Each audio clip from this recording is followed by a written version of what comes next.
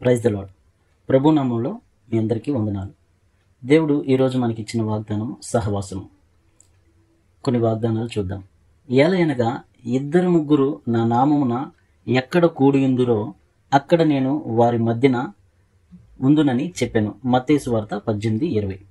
అలాగే 1 కొరింథీ 1:9. మన ప్రభువైన యేసుక్రీస్తు అను తన కుమారుని సహవాసమునకు మిమ్మును పిలిచిన దేవుడు నమ్మదగినవాడు. అలాగే 1 యోహాను 1:3. మాతో కూడా మీకును సహవాసము కలుగునట్లు మేము చూచిన దానిని వినిన దానిని మీకును తెలియజేయుచున్నాము. ప్రకటన గ్రంథం 3:20. ఇదిగో నేను తలుపు నద్ద నిలుచుండి తట్టుచున్నాను. ఎవడైనను నా స్వరము విని తలుపు తీసిన ఎడల నేను అతని యొద్దకు వచ్చి అతనితో నేనును నాతో కూడా అతనును భోజనము చేయుదుము. 2 కొరింథీయులకు రాసిన పత్రిక 6:16. నేను వారిలో నివసించి సంచరింతును, నేను వారి దేవుడనై యుందును, వారు నా ప్రజలై యుందురు. 1 యోహాను 1:6-7 చూద్దాం. ఆయన వెలుగులో నున్న ప్రకారము మనమును వెలుగులో నడిచిన ఎడల మనము అన్యోన్య సహవాసము గలవారై యుందుము. అలాగే 6 ఆయనతో కూడా సహవాసము గలవారమని చెప్పుకొని చీకటిలో నడిచిన ఎడల మనం అబద్ధమాడుచు సత్యమును జరిగింపకుందుము. అలాగే హెబ్రీయులకు రాసిన పత్రిక 10:24. కొందరు మానుకొనున్నట్లుగా సమాజముగా కూడుట మానక ఒకనినొకడు పురుకొల్పవలనని ఆలోచింతుము. మరియు 2 కొరింథీయులకు రాసిన పత్రిక 13:14. ప్రభు అయిన యేసుక్రీస్తు కృపయు దేవుని ప్రేమయు పరిశుద్ధాత్మ సహవాసము మనందరికీ తోడయుండును గాక. ఆమేన్. Praise Lord. అయితే దేవుడు మనుషులతో సహవాసము చేయడానికి ఇష్టపడే దేవుడు మన దేవుడు. అయితే ఇది ఆది నుంచి జరుగుతూ వచ్చింది. దేవుడు అవ్వను ఆదామును చేసిన తర్వాత వాళ్ళతో సాయంత్రం పూట చల్లపూట వారి మధ్యకు వచ్చాడు ప్రభువారు. అంటే మనుషులతో సహవాసం చేయడానికి ఇష్టపడే దేవుడు. అలాగే ఏలయనగా ఇద్దరు ముగ్గురు నా నామమున ఎక్కడ కూడి ఉందురో అక్కడ నేను వారి మధ్య ఉందునని చెప్పాను. ఎక్కడైతే ఇద్దరు ముగ్గురు దేవుని నామంలో కూడి ఉంటారో అక్కడ వారి మధ్య దేవుడు ఉన్నాడు అని మనం గ్రహించగలగాలి. దీనికి ఉదాహరణగా చూస్తే ప్రభువారు చనిపోయి 3వ రోజు తిరిగి లేచిన తర్వాత ఎమ్మాయి మార్గంలో ఇద్దరు మనుషులు వెళ్ళుచుండగా వారితో పాటు దేవుడు సహవాసం చేసి వారితో పాటు కొంత సమయం అనేది వారితో గడుపుతారు. ప్రభువారు కొన్ని సత్యాలు అన్నవి వారికి తెలియచేస్తారు. అలాగే దేవుని నామములో ఎవరైతే ఇద్దరు ముగ్గురు కూడి ఉంటారో అక్కడ వారితో పాటు దేవుడు ఉంటారు. వారి మాటలను దేవుడు వింటూ ఉంటారని ప్రతి విశ్వాసి గ్రహించవలసి ఉన్నది. అలాగే మన ప్రభువైన యేసుక్రీస్తు అను తన కుమారుని సహవాసమునకు మిమ్మును పిలిచిన దేవుడు నమ్మదగినవాడు. యేసుక్రీస్తు సహవాసం మనకు అందించడానికి మనల్ని పిలిచిన దేవుడు నమ్మదగినవాడు. తండ్రితో సహవాసము కోల్పోయారు మానవుడు, అవ్వగారు, ఆదాము గారు కోల్పోయారు. అయితే ఆ మానవుడితో సహవాసం గడపడానికి ఎవరొచ్చారు?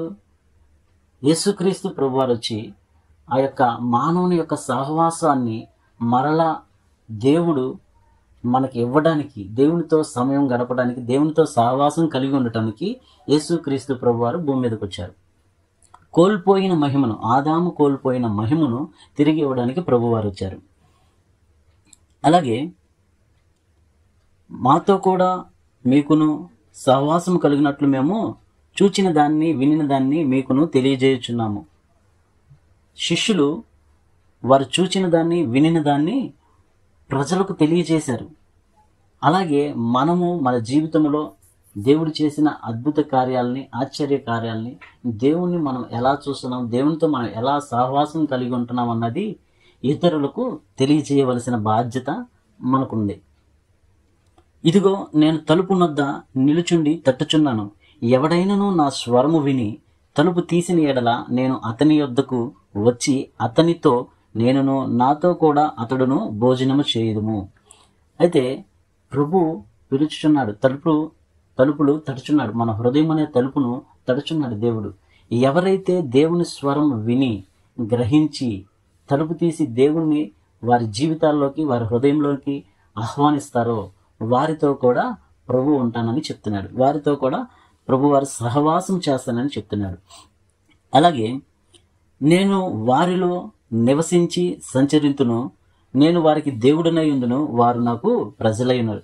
దేవుడు మనలో నివసించడానికి ఆయన ఇష్టపడుతున్నాడు. నేను వారిలో నివసించి సంచరింతును.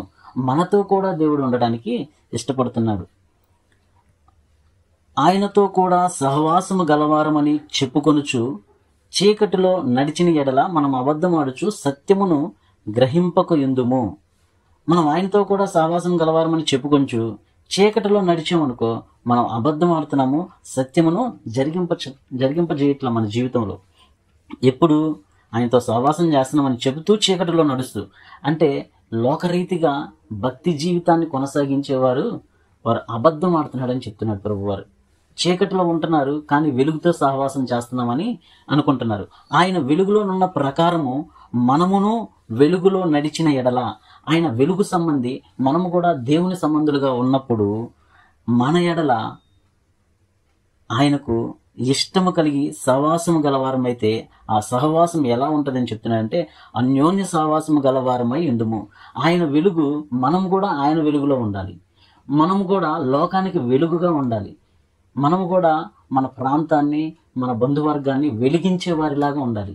ఆయన వెలుగులో ఉన్న ప్రకారము మనము వెలుగులో నడిచిన ఎడల అన్యోన్య సహవాసం గలవారమై ఉందుము. దేవుని పోలి నడుచుకోవడానికి మాదిరి ఈ యొక్క వాక్యము మనం చూచినట్లయితే దేవుడు ఎలాగా వెలుగులో ఉన్నారో మనము కూడా వెలుగులో ఉండాలని దేవుడు ఆశపడుచున్నాడు. అప్పుడు అన్యోన్య సహవాసం జరుగుద్ది.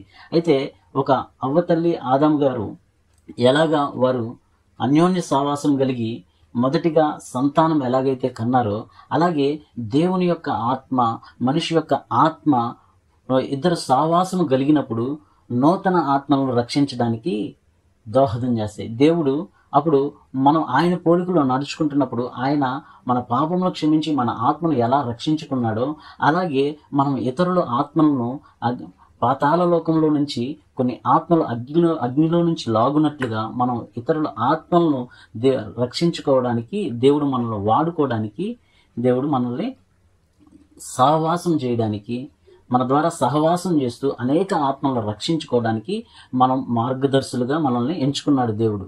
కాబట్టి ఎవరైతే దేవుని యొక్క స్వరము విని, ఎవరైతే దేవుని వెలుగులో ఉన్న ప్రకారం మనము కూడా వెలుగులో ఉంటూ నడుచుకుంటామో నూతనమైన ఆత్మలను రక్షించడానికి దేవుడు మన ద్వారా తాను ఆకర్షించుకోవడానికి మనల్ని వాడుకుంటాడు దేవుడు. దాని కొరకు మనం దేవునితో సహవాసం కలిగి ఉంటే నూతన ఆత్మలు అన్నవి రక్షించబడటకు సహాయపడతవి. అలాగే కొందరు మానుకొనుచున్నట్లుగా సమాజముగా కూడుట మానక ఒకరినొకడు పురుకొల్పవలనని ఆలోచింతుము.